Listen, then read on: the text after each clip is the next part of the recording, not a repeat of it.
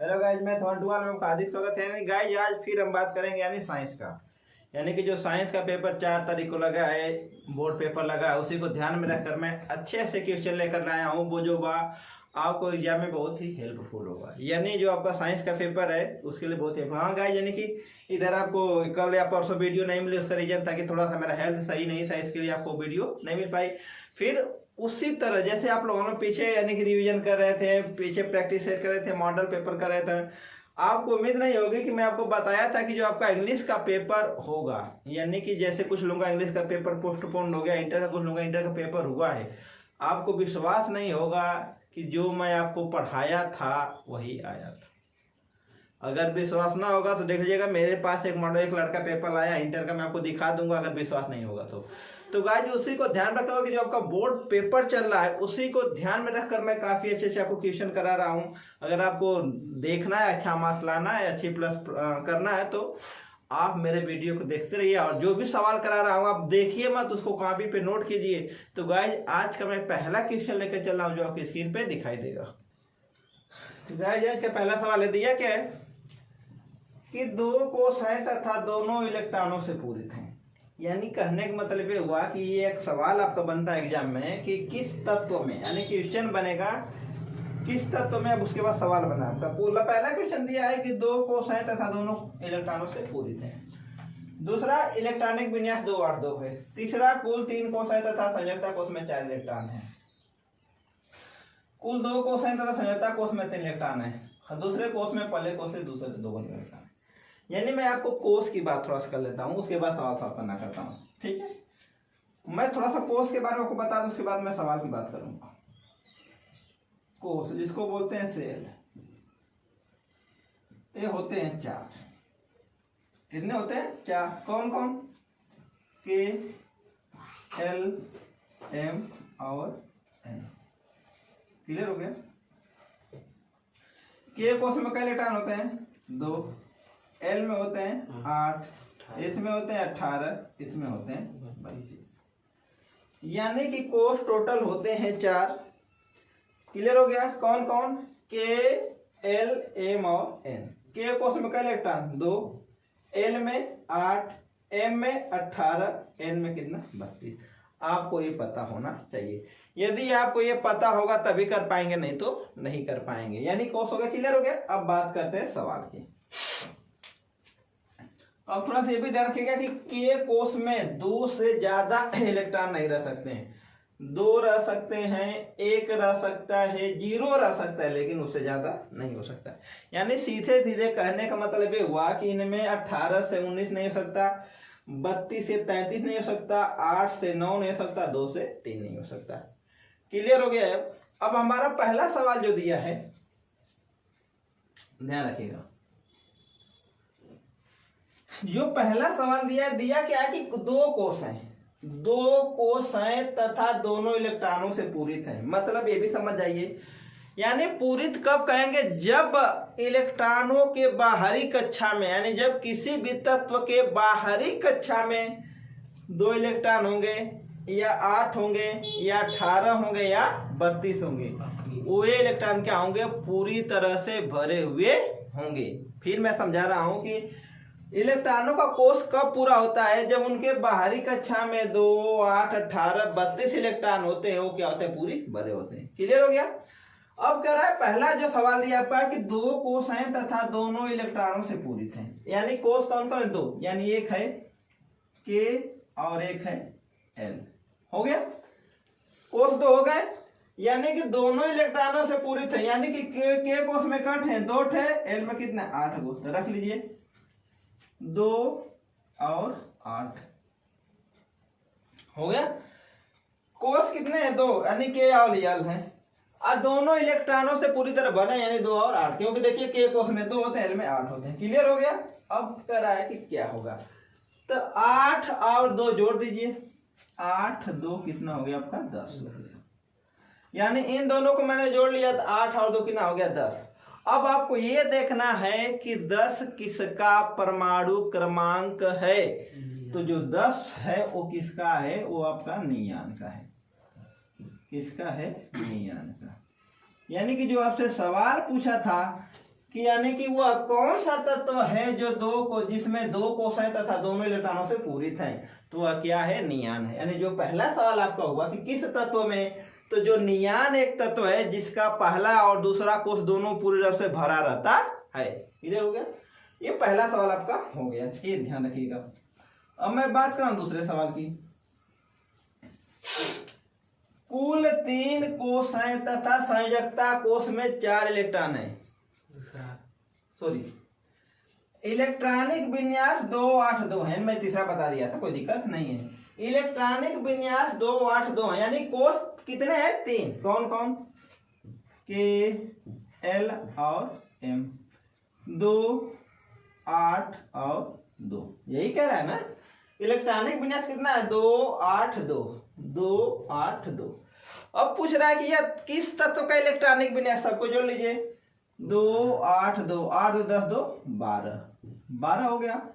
यानी 12 किसका होता है, तो आपको पता होगा मैग्नीशियम का, मैग्नीशियम, जिसको हम संक्षेप में क्या लिखते हैं, Mg। इसको संक्षेप में क्या लिखते हैं, N और E। मुझे उम्मीद है कि आपको समझ में आ रहा होगा। अब आपके सामने अगला दिया है कि कुल 3 कोष हैं। कोष कितने हैं, 3। 3 बना लीजिए, ये आपका तीसरा सवाल है। कौन कौन, के, एल, एम और एन। सॉरी 3 है, 3 बना लीजिए, कोई दिक्कत नहीं। तथा संयोजकता कोष में 4 इलेक्ट्रॉन है। अब आपको ये पता होना चाहिए कि संयोजकता कोष किसे कहते हैं, तो जो सबसे बाहरी कोष होता है उसे संयोजकता कोष कहा जाता है। यानी पहले कक्षा में यानी 2, इसमें कितना 8, इसमें कितना 4। क्यों 4, क्योंकि यहाँ पे लिखा है कि संयोजकता कोष में कितने इलेक्ट्रॉन होते हैं, तो संयोजकता कोष किसे कहते हैं, तो जो बाहरी कोष होता है उसे संयोजकता कोष कहा जाता है। कितना हो गया, 2, 8, 4, जोड़ लीजिए। 8, 2, 10, 4, 14। अब आपको पता होना चाहिए कि 14 किसका होता है, तो किसका होता है, सिलिकॉन का। तो सिलिकॉन लिख लीजिए, सिलिकॉन। इसका सिंबल क्या होता है, SI होता है। क्लियर हो गया। अब आपके सामने चौथा सवाल में लेके चल रहा हूं। दिया क्या है, कुल 2 कोष हैं तथा संयोजकता कोष में कितने इलेक्ट्रॉन है, 3। कोष कितने हैं, 2, तो के और एल। तो गाइस आपके सामने जो चौथा सवाल था, दिया था कि कुल 2 कोष हैं तथा संयोजकता कोष में 3 इलेक्ट्रॉन है। 2 कोष हैं यानी कि 2 और संयोजकता कोष में 3 इलेक्ट्रॉन। ठीक है, यहाँ पे सर क्वेश्चन बनता है कि सर एल्युमिनियम क्यों नहीं सकते, एल्युमिनियम का 13 होता है, 2, 8, 3, उसकी भी संयोजकता कोष यानी कि 3 होता है। लेकिन रीजन क्या है कि कोष कितने पूछा है, 2। तो यानी आपको जो पूछा रहेगा उसी के अनुसार आपको चलना है, अलग से नहीं चलना है।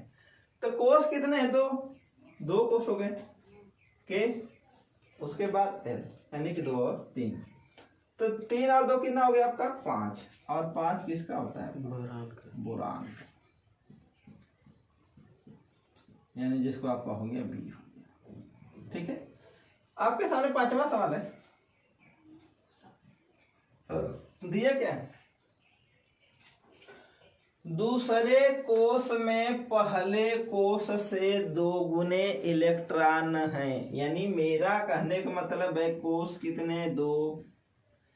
पहले कोष में 2 इलेक्ट्रॉन और दूसरे कोष में 2 गुने, मतलब 2 का डबल कितना होता है, 4। क्लियर हुआ।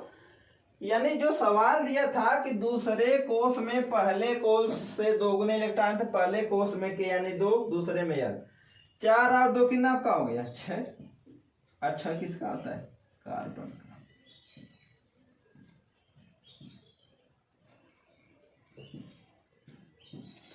गाइस जो आपसे सवाल पूछा था पहले ध्यान कि ये आपको डायरेक्टली पूछ लेगा। यदि आपको परमाणु क्रमांक याद है तो एकदम सिंपल तरीके से क्वेश्चन को क्या कर सकते हैं, आप कर सकते हैं।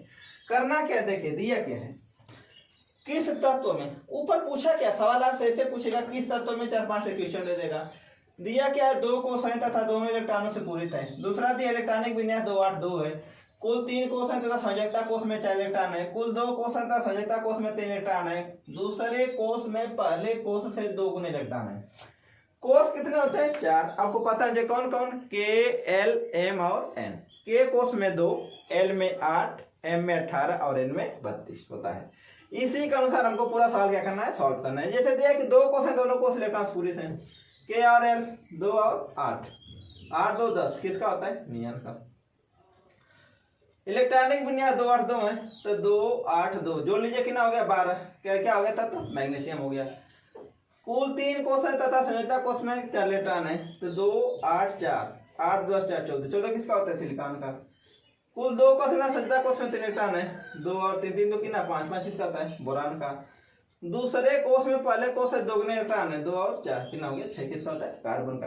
यानी गाइस यदि आपसे डायरेक्टली सवाल पूछ लेता है ऐसे कैसे कैसे क्या होता है, आपके सामने मैं अगला टाइप का क्वेश्चन लेकर चल रहा हूँ जो आपकी स्क्रीन पे दिखाई देगा।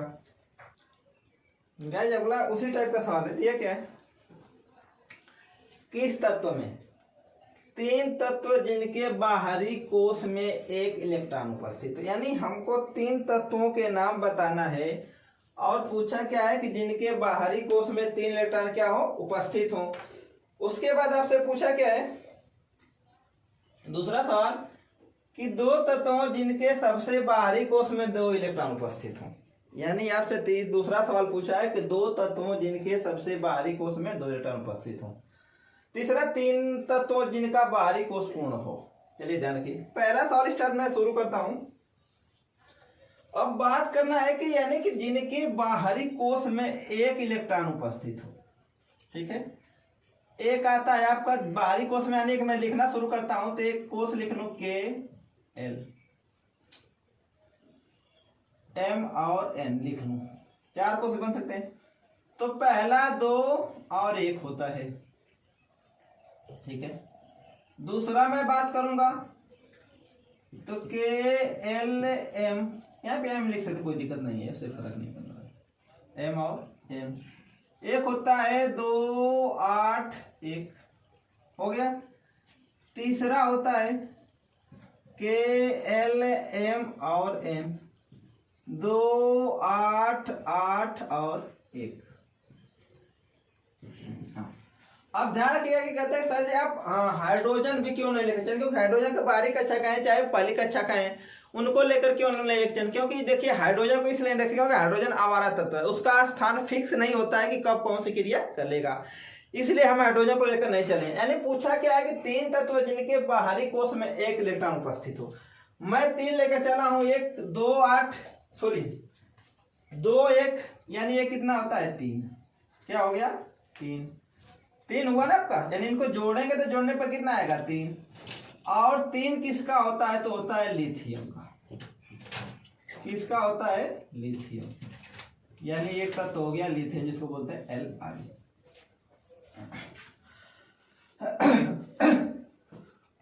इसको जोड़ेंगे तो हो जाएगा 2 8 1, यानी कि ना हो जाएगा 11। 11 होता है सोडियम का। किसका होता है? सोडियम का, जिसको डिनोट करते हैं Na से। इसको जोड़ेंगे तो 2 8 8 1 होता है 19। 19 किसका होता है? पोटेशियम का।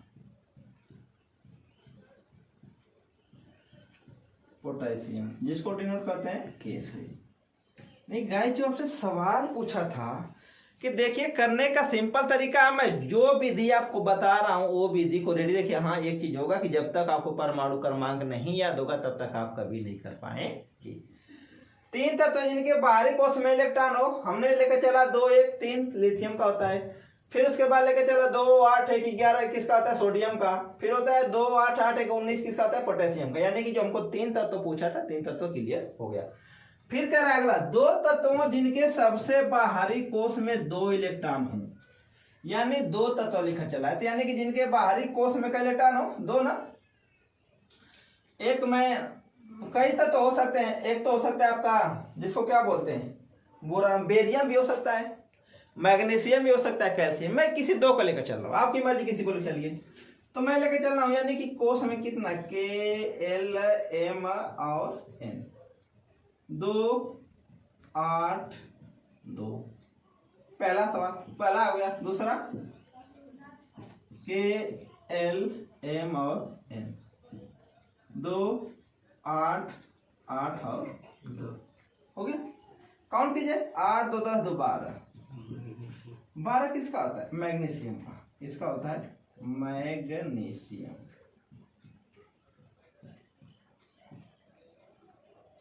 डिनोट करते हैं Mg से। इसको जोड़िए, 2 8 देने कितना होता है? 20। और 20 किसका होता है? कैल्शियम।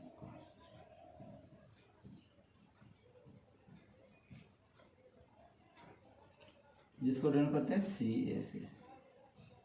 यानी गाइस जो आपसे सवाल पूछा था कि दो तत्व जिनके सबसे बाहरी कोष में 2 इलेक्ट्रॉन उपस्थित हों, तो सबसे बाहरी कोष में कल इलेक्ट्रॉन उपस्थित है, तो यानी कि एक हो गया आपका मैग्नीशियम, एक हो गया आपका कैल्शियम। आपके सवाल दिया है, तीसरा सवाल बहुत ही सिंपल होता है।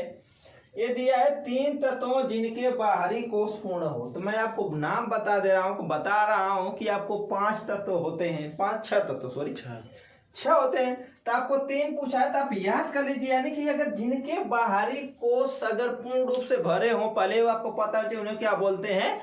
अक्रिय गैस कहा जाता है या नोबेल गैस कहा जाता है, जिनका बाहरी कोष पूर्ण रूप से क्या होता है? भरा होता है। तो अब ये भी आपको पता कर लीजिए कि नोबेल गैस कितनी होती है? टोटल होती हैं 6। टोटल कितनी होती हैं? 6। आपसे यहाँ पे 3 पूछा है, मैं आपको 6 बता रहा हूँ। आपसे 3 पूछा है, मैं उसको आपको क्या बता रहा हूँ? 6 वो बता रहा हूँ, क्या होता है क्या नहीं होता है। यानी कि जैसे देखिए हीलियम कितना होता है? 2। उसके बाद होता है नियान, ये क्या होता है? 10। उसके बाद होता है आर्गन, ये होता है 18। चलिए यहाँ पे लिख दे रहा हूँ। उसके बाद होता है क्रिप्टॉन, जिसका होता है 36। एक होता है जीनान, जिसका होता है 54। और एक होता है रेडान, एक कितना होता है आपका? 86। यानी गाइस मतलब इनको क्या, इन सबको क्या बोला जाता है? अक्रिय गैस। अक्रिय गैस या नोबेल गैस।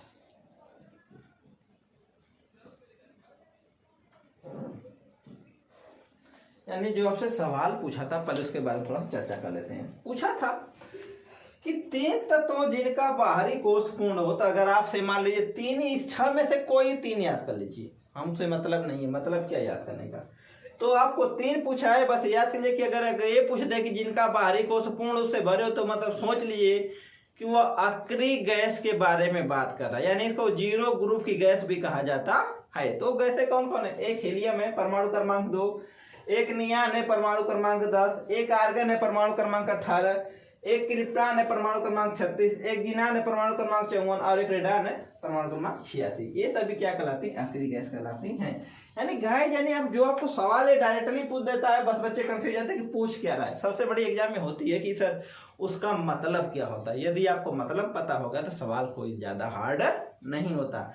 गाइस आपके सामने मैं कुछ है, तो आपका केमिस्ट्री के कुछ सवाल थे, उसके बाद मैं आपको फिजिक्स का सवाल कुछ लेकर चल रहा हूँ, क्योंकि आपको पता है कि मंडे को आपका पेपर है। तो मंडे में फिजिक्स भी आएगा, केमिस्ट्री भी आएगा और बायो में आएगा। तो बायो में आपको बस याद करना, ध्यान रखिएगा, पढ़ लीजिएगा, अंतर ज्यादा करके पूछता है उसको ध्यान रखिएगा। फिर मैं आपको फिजिक्स लेकर चल रहा हूँ, जो आपको स्क्रीन पे दिखाई देगा। फिजिक्स के भी बहुत अच्छे सवाल आपको कराऊंगा।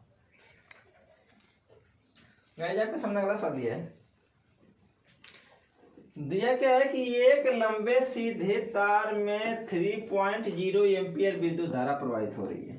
यानी कोई लंबा तार है और उसमें कह रहा है कि 3.0 एम्पियर विद्युत धारा प्रवाहित हो रही है। तार से 50 सेंटीमीटर दूर स्थित बिंदु पर चुंबकीय क्षेत्र की तीव्रता या चुंबकीय फ्लक्स घनत्व ज्ञात कीजिए। तो पहले बात पता होना चाहिए कि ये सवाल क्या है क्या नहीं है। तो मैं पहले आपको बता रहा हूं कि पहले जो कभी भी अगर एग्जाम में आपको चाहे मैथ हो, चाहे फिजिक्स हो, चाहे केमिस्ट्री, कोई भी सवाल हो, पहले आपको ये काम करना है कि जो जो दिया उसको आप लिख लीजिए, जो ज्ञात है उसके बारे में हम बाद में बात करेंगे। क्लियर हो गया? ध्यान रखिएगा। अब जहां पे एम्पियर लिखा जाए समझे किसका मान है? आई का। आई का मान हो गया 3.0 एम्पियर। क्लियर हो? आर 50 सेंटीमीटर दूर स्थित है, यानी कि दूरी को इसमें डिनोट करते हैं आर से। ए दिया है आपका 50 सेंटीमीटर। इसको मीटर में चेंज करेंगे तो यानी हो जाएगा 100 से भाग दे दीजिए, ये हो जाएगा 0.5 मीटर हो गया। आपको बी क्या करना, आपको ज्ञात करना है। हो गया, यानी ये फार्मूला होता है आपका बी बराबर mu naught 0 two I upon 4 pi r. यानी आपका जो फार्मूला होता है mu naught 2 pi divide by 4 pi r. अब आपको पता होना चाहिए कि 4 पाई का मान क्या होता है, सॉरी म्यू 0 नॉट का मान क्या होता है 4 पाई गुणे 10 की पावर -7 एम्पियर प्रति मीटर स्क्वायर। एम्पियर प्रति मीटर स्क्वायर होता है। यानी ये मान आपको पता होना चाहिए। यानी कि मेरा कहना था कि म्यू नॉट का मान होता है 4 पाई गुणे 10 की पावर -7 एम्पियर प्रति मीटर स्क्वायर। अब फार्मूले पे आप रख दीजिए, सवाल आ जाएगा। इसका मान फिक्स रख लीजिए 4 पाई इंटू 10 की पावर -7 इंटू 2 गुणे आई का मान कितना है 3 रख लीजिए बटा में 4 पाई अपने जगह पे, आर का मान कितना है 0.55। 4 पाई से 4 पाई क्या होगा, कैंसिल हुआ। आपका ऊपर क्या बचा, ऊपर बचा 3 का 2 में 3 दूना का 6 गुणे 10 की पावर -7। नीचे बचा आपका 0.5 बच गया। हो गया 10 नीचे ऊपर 0 बढ़ा लेंगे कितना आ जाएगा 60 गुणे 10 की पावर -7 बटे कितना हो जाएगा आपका 5।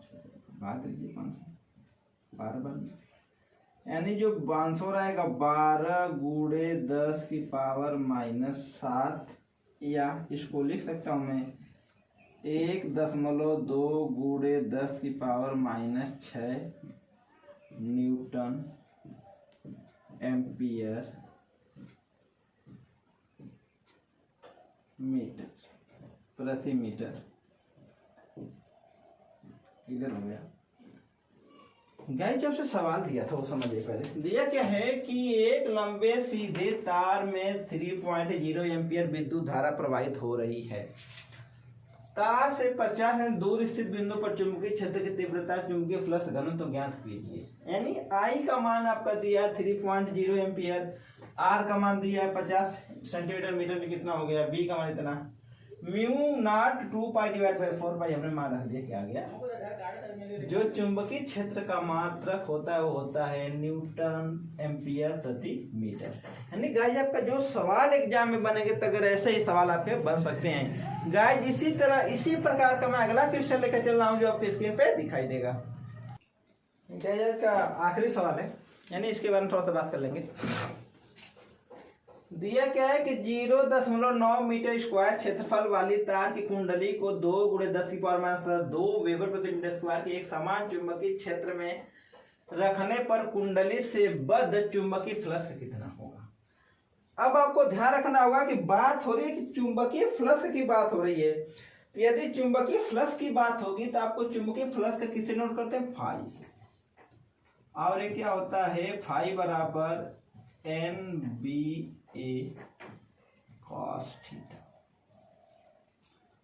अगर चुंबकीय फ्लक्स की बात होगी तो होगा NBA cos थीटा।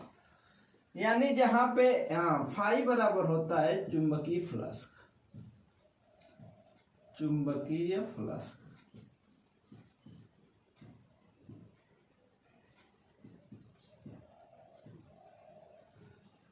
n बराबर होता है कुंडली में फेरों की संख्या में फेरों की संख्या। b बराबर होता है चुंबकीय क्षेत्र की तीव्रता।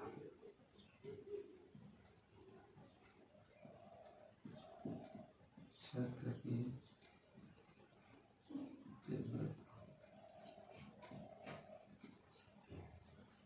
और आपका ए बराबर होता है क्षेत्रफल एरिया।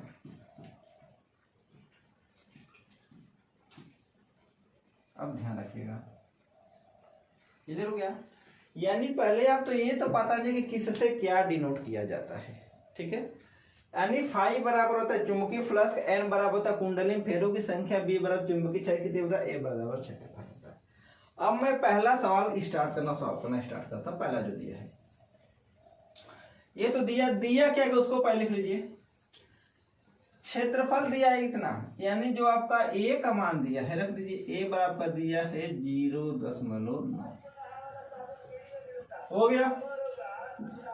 बी का मान इतना दिया जहां पे लिखा है, तो बी का मान कितना दिया आपका 2 गुणे 10 की पावर माइनस का 2 हो गया। अब यहाँ पे यानी फेरों की संख्या नहीं दिया कि कितना फेरा तार लिपेटा गया है, तो जब ये नहीं पता है तो आपको हमेशा एक रखकर चलना। अगर दिया रहेगा तो ठीक है, नहीं तो एक रखकर चलना है आपका। तो जो n का मान आपका आ गया 1 आ गया, हो गया। बच क्या रहा आपका थीटा का मान दे रखा आपका। अब ध्यान रखिएगा, थीटा का यदि कुंडली का तल चुंबकीय क्षेत्र के अनुदिश हो और बात रही काश थीटा का, तो जो थीटा होगा कितना होगा आपका 90 अंश हो गया। फाई आपको क्या करना है, ज्ञात करना है। फाई तो हमने निकाल लिया, फाई बराबर फॉर्मूला क्या रखा एन बी ए कॉस थीटा रख दीजिए। एन का मान 1, बी का मान कितना 2 गुणे 10 की पावर माइनस 2, ए का मान 0.9 और गुणे काश कितना आपको आ जाएगा 90।